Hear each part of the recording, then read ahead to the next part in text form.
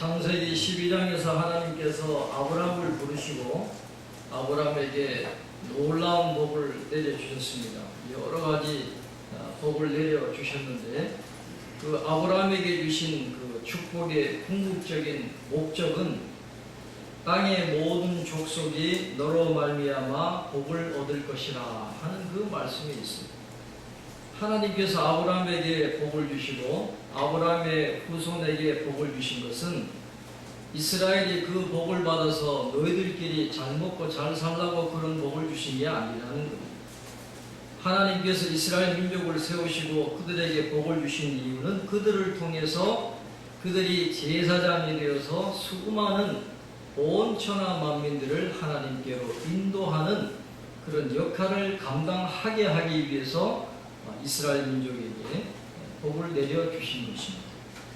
그런 하나님의 계획이 지금도 이제 진행되고 있는데 그런 원대한 하나님의 계획, 그 하나님의 언약을 받은 사람이 아브라함입니다. 그러니까 이 아브라함은 하나님의 입장에서 굉장히 중요한 인물입니다. 그렇지만 간과할 수 없는 것은 아브라함도 역시 인간이었다는 겁니다. 우리와 똑같은 성경을 가진 연약한 인간이었습니다. 우리가 똑같은 감정을 갖고 있어요. 그래서 아브라함도 처음부터 신실한 믿음을 가진 게 아니거든요. 처음에는 아브라함도 의심도 합니다. 또 낙심도 하고 두려워하기도 하고 여러 가지 부침을 많이 겪어요. 성경을 봐도 엘리야도 그렇잖아요. 그렇게 갈멜산에서 위대한 승리를 거뒀지만 곧 또 우울한 감정에 빠지고, 그래서 엘리야도 우울증을 앓았다 그렇게 보는 거죠. 항상 믿음으로 끝까지 충만할 수는 없습니다. 인간은 떨어졌다가 다시 회복되기도 하고 성령 충만했다가 또 약해지기도 하고 계속 이 반복되는 게 우리 인간인데, 이 우울증에 관한 책을 보니까 우울한 감정을 느끼는 건 모든 인간이 다 우울한 감정을 느낀다. 한 사람도 예외가 없습니다. 신자라고 해서 우울한 마음을 느끼지 않느냐? 그렇지 않다라는. 그 위대한 설교가였던 찰스 스펄전도 일생 동안 우울증 때문에 큰 어려움을 겪었다.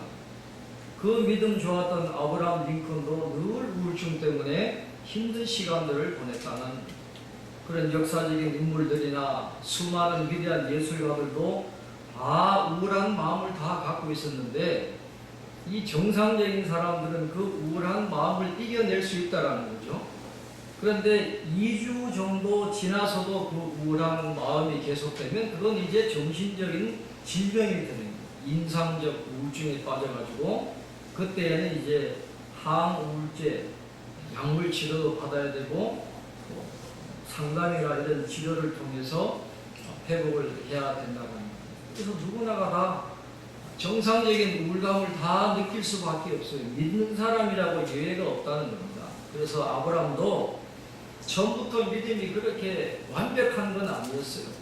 그도 인간이기 때문에 하나님의 약속을 의심하기도 하고 그래서 두려워하기도 하고 좌절하기도 하고 절망감을 느끼기도 했는데, 그러나 그때마다 하나님은 아브라함에게 나타나시고 만나주시고 말씀해주시고 또 새롭게 걸어갈 수 있는 힘과 능력을 베풀어 주셨던 것입니다. 오늘 창세기 15장이 바로 그걸 이야기하는 겁니다. 아브라함이 두려움에 빠졌다는 것입니다. 그런데 하나님이 그를 만나주시는 거죠. 오늘 1절 한번 우리 다 같이 읽겠습니다. 이후에 여호와의 말씀이 환상 중에 아브라함에게 임하여 이르시되 아브라함아 두려워하지 말라. 나는 내 방패요 너의 지극히 큰 상급이니라. 하나님이 다시 나타나셨어요. 어떤 아브라함에게? 두려워하지 말라. 두려워하는 아브라함에게 하나님이 나타나신 것입니다.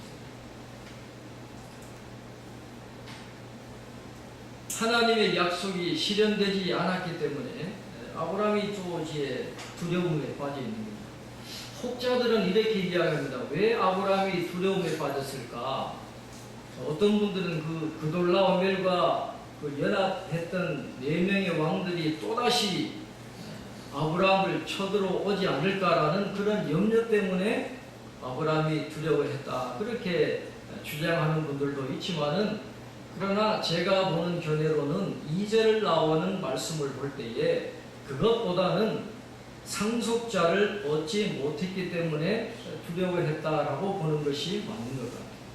왜냐하면 지금하고 다르게 그 당시에는 이 상속자를 가진다라는 게 굉장히 중요했는데, 아주 생식 능력이 떨어져 가는데도 아직까지 상속자가 태어나지 않으니까 이게 굉장한 큰 스트레스로 아브라함에게 다가왔던 것입니다. 그러니까 2절에 아브라함이 이렇게 대답을 합니다. 아브라함이 이르되 주 여호와여 무엇을 내게 주시려 하나이까? 나는 자식이 없사오니 나의 상속자는 이 다메섹 사람 엘리에셀이니라.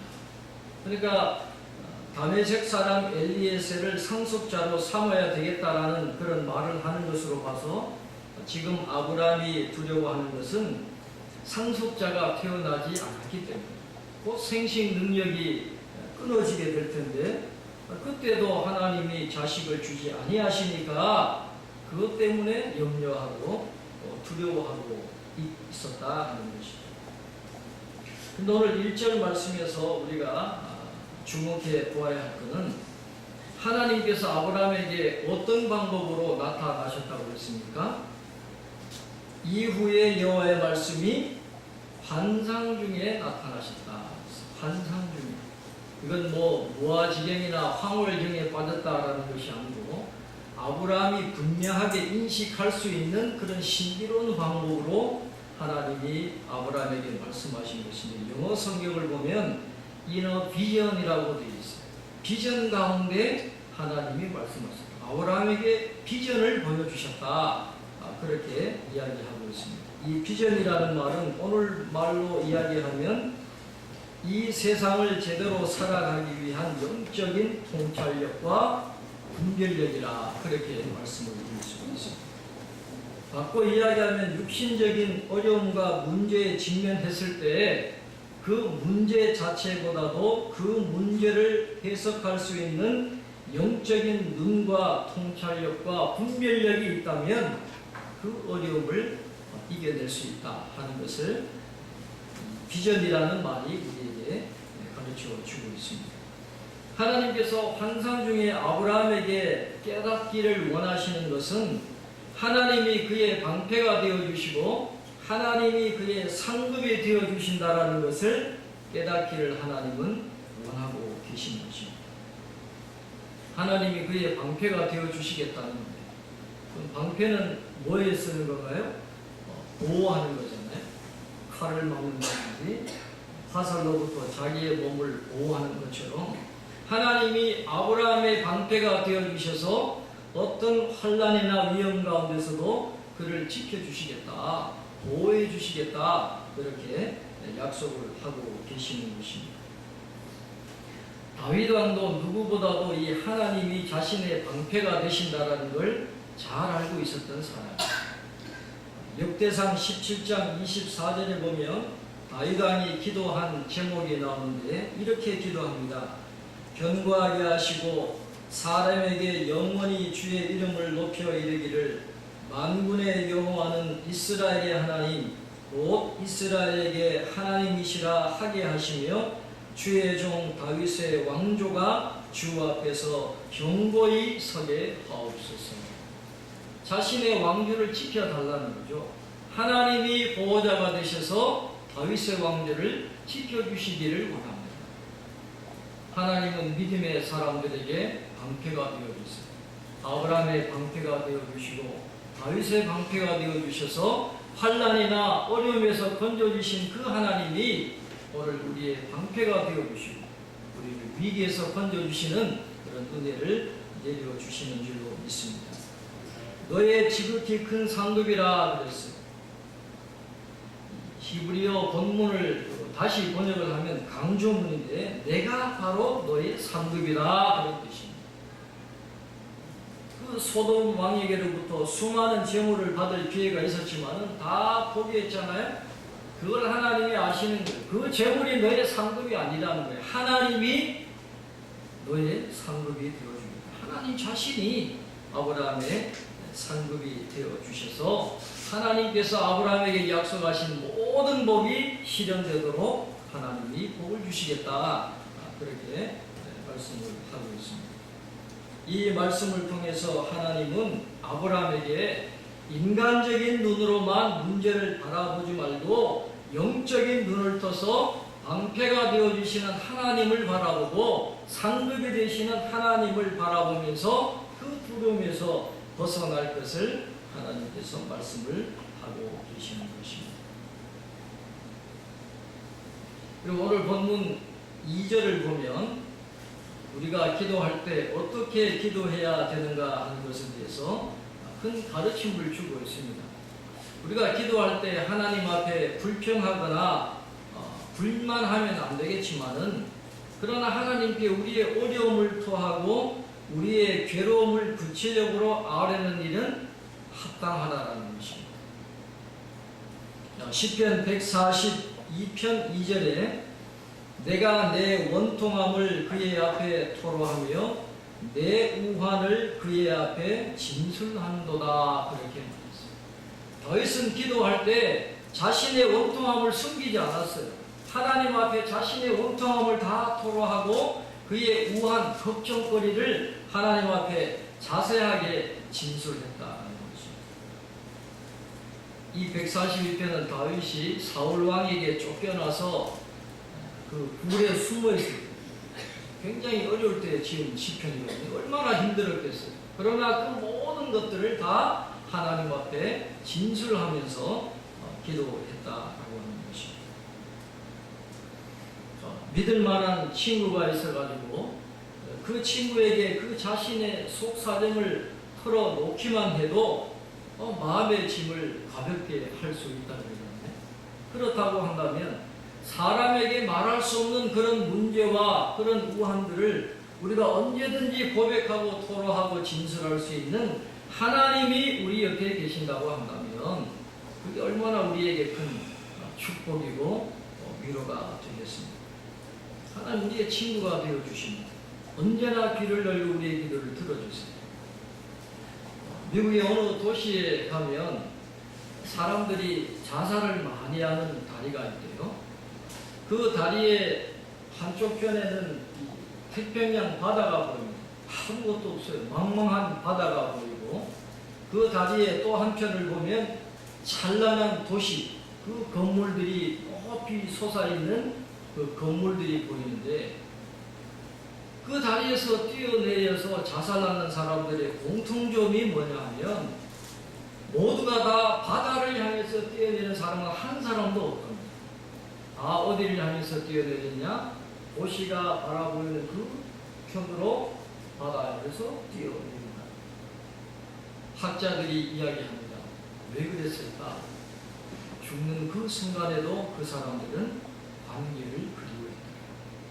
자신의 그 속마음, 그 우환을 들어줄 수 있는 그 마음의 고민을 들어줄 수 있는 그 한 사람, 그 한 사람만 있어도 그 사람들은 자살하지 않았다라는 거예요.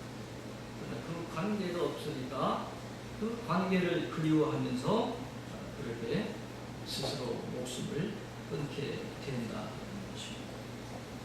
힘들고 어려울 때 비록 그 어려움을 해결해 주지는 못해도 그런 능력은 없어도 그 자신의 고민을 이야기를 들어줄 한 사람만 있다면 그 사람들이 그 어려움을 극복할 수 있는데 우리에게는 모든 고민을 해결해 주실 수 있는 하나님이 계시니까 그 하나님 앞에 우리가 기도할 마음이 생기지 않으십니까?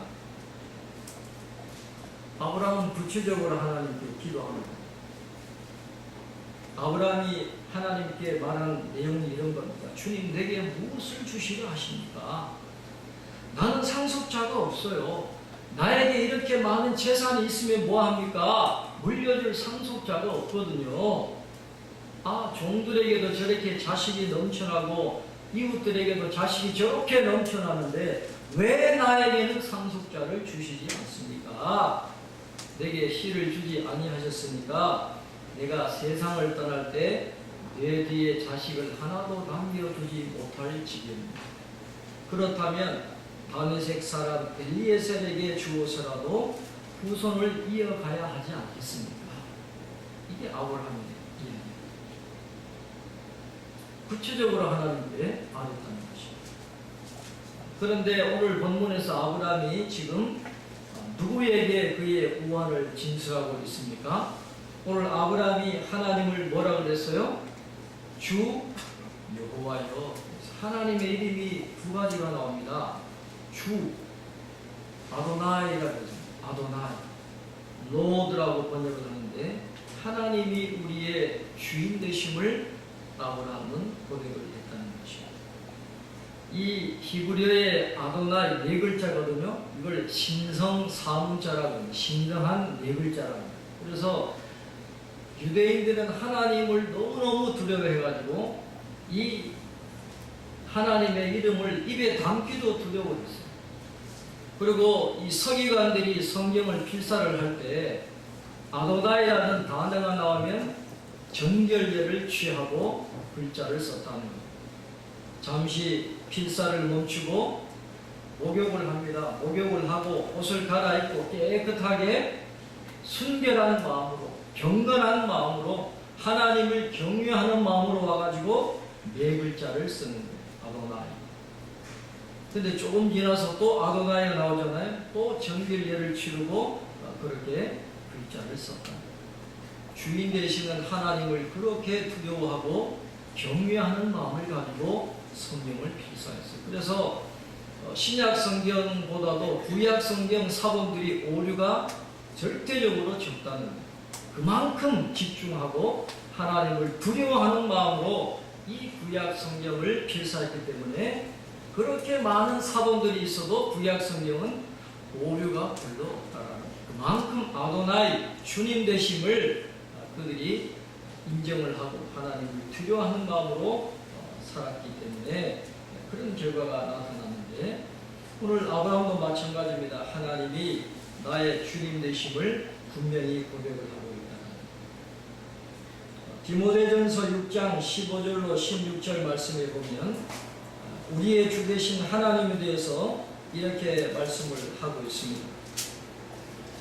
기약에 이르면 하나님이 그의 나타나심을 보이시리니 하나님은 복되시고 유일하신 주권자이시며 만왕의 왕이시며 만주의 주시오 오직 그에게만 죽지 아니함이 있고 가까이 가지 못할 빛에 거하시고 어떤 사람도 보지 못하였고 또 볼 수 없는 이시니 그에게 존귀와 영원한 권능을 돌릴지어다.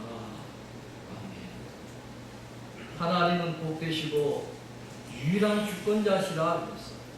만왕의 왕이시고 만주의 주이시라 그랬어. 아브라함은 그걸 믿었다는 거죠.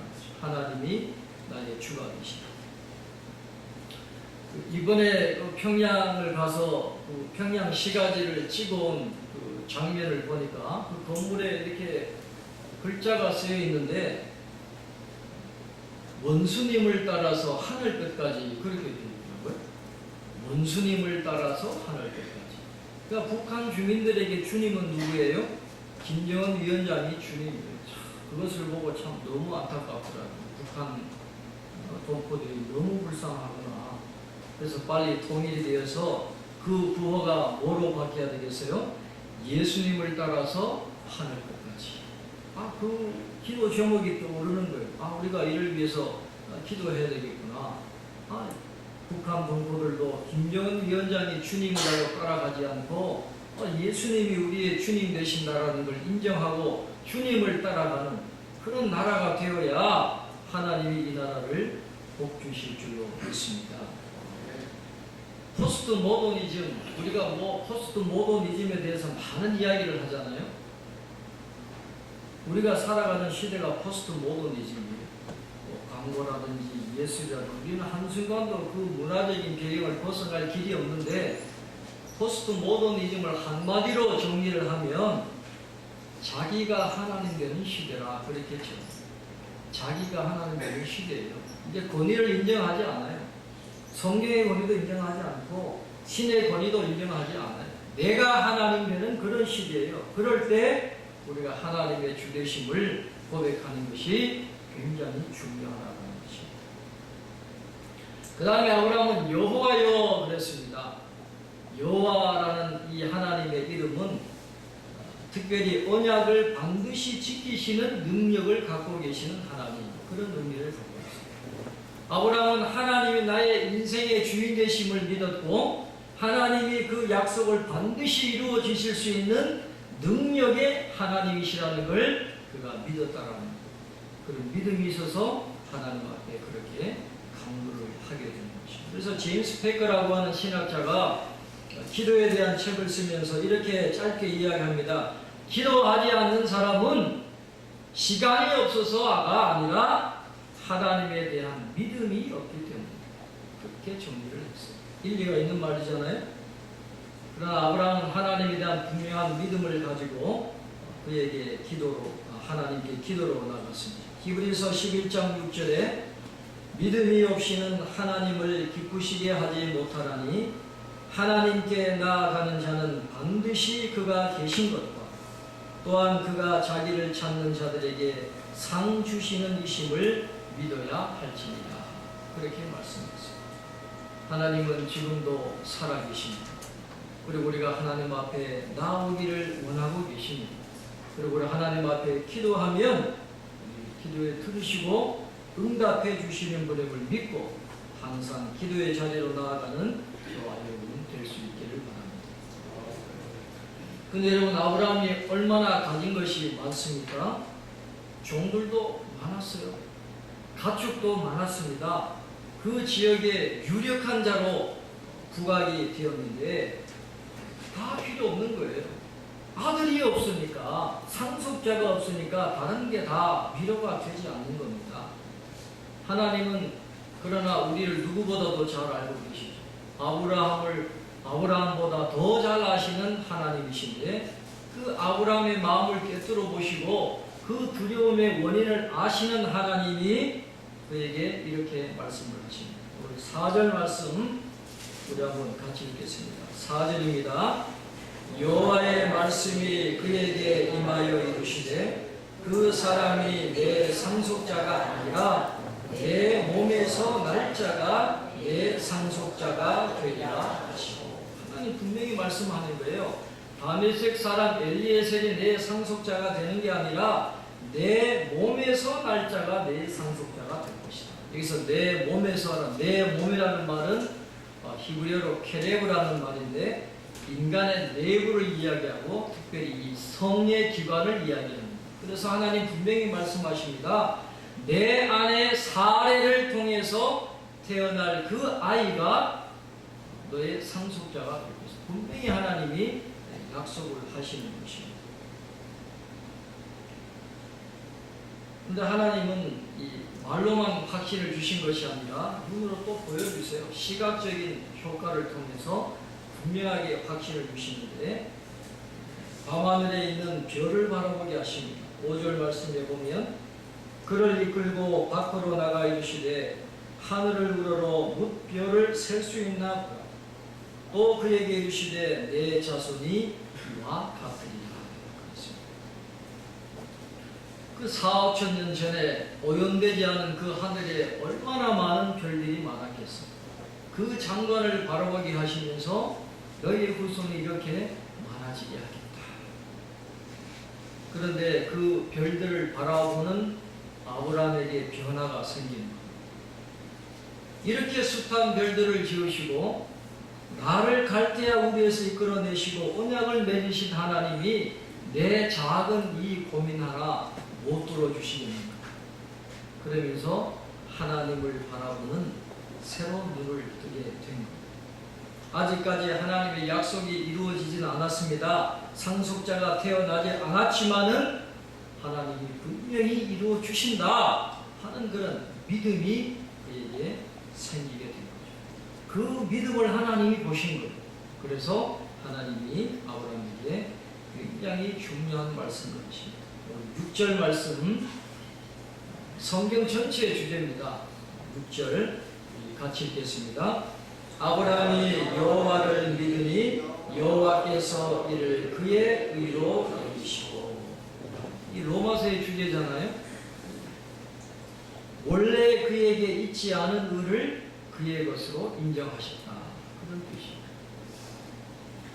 히브리어를 가장 잘 번역한 영어 성경은 NASB라는 성경이 있는데, 이 NASB는 여호와를 믿으니라는 이 믿으니라는 말을 agreement, 동의라는 말로 번역을 했습니다. 2절에 나오는 나는 자식이 없사오니 나의 상속자는 이 다메섹 사람 엘리에셀이니라 라는 이 아브라함의 말에는 극도의 짜증이 섞여 있는 말입니다. 자식을 기다리다 거의 미칠 지경이 되었다라는 것. 더 이상 기다리다가는 아예 미쳐버릴 것 같으니까 이 엘리에셀이라도 상속자로 세워야 내가 미치지 않을 것 같습니다. 그런 짜증과 반항이 섞인 그런 말인데, 그러던 아브라함이 하나님과 긴 하룻밤을 보내고 난 다음에는 하나님의 생각에 동의하게 되었다. 그 믿음이라는 단어가 히브리어로 에무나라는 단어인데, 하나님에 대한 신뢰의 영역으로 들어갔다라는 그런 말이에요. 신뢰의 영역에 들어갔다. 이제 자식을 기다리다 지쳐서 거의 미쳐버릴 것 같았지만은 하나님이 설득하시니까 동의하시고 그것을 믿게 되었다. 그래서 하나님은 그 믿음을 보시고 아브라함을 의롭게 여겨주셨다. 그렇게 말씀을 하고 있습니다. 오늘 본문을 보면 아브라함이 위대합니까? 아브라함을 위대하게 만들어주신 하나님이 위대하신 분입니다. 아브라함이 아무리 짜증을 부려도 하나님은 다 받아주세요. 그를 책망하지 않습니다. 다 기다려 주십니다. 그리고 어떻게든지 믿음을 가지도록 하나님이 먼저 행동하시고 말씀해 주시고 격려해 주시는 것. 아브라함이 믿음을 갖게 된 건 어떻게 보면 하나님의 은혜랍니다. 다른 말로 하면 우리가 믿음을 갖게 된 것도 여러분 하나님 은혜예요. 안 믿어지는 사람들도 많거든요. 그러나 우리가 하나님의 말씀이 믿어지고 하나님이 주가 되시고 여호와가 되시는 게 믿어지는 건 하나님이 은혜를 주셨기 때문입니다. 그렇다고 한다면 우리는 모든 것이 다 하나님의 은혜입니다. 그런 고백을 드릴 수밖에 없다는 것이죠. 자, 오늘 이 말씀을 통해서 하나님이 우리에게 말씀하십니다. 너에게 두려운 일이 있느냐? 내가 너의 방패가 되어주고 상급이 되어주리라. 내가 너의 주가 되고 여호와가 되어서 아브라함에게 약속하신 그 복이 너의 삶 속에도 이루어지도록 내가 도와주리라. 하나님이 그 말씀을 하십니다. 우리는 아브라함의 영적인 후손이잖아요. 아브라함에게 주신 축복은 곧 우리에게 주시는 거예요. 우리가 믿음의 그릇을 얼마나 준비하느냐에 따라서 우리가 받아 누리는 복이 차이가 있습니다. 그래서 아무쪼록 이 아브라함이 나중에 성숙한 믿음을 가지고 하나님께 전적으로 신뢰하고 하나님을 의지했을 때 하나님께서 놀라운 복을 주시겠죠. 우리 모든 성도들도 믿음의 큰 그릇을 준비하셔서 하나님이 부어주시는 놀라운 은혜를 누리는 저와 여러분 되시기를 주님으로 축원합니다. 기도하겠습니다. 하나님 아버지 은혜와 사랑을 감사합니다. 오늘도 하나님 앞에 나와 예배 드리게 하시고 말씀 듣게 하시고 그 말씀을 의지하여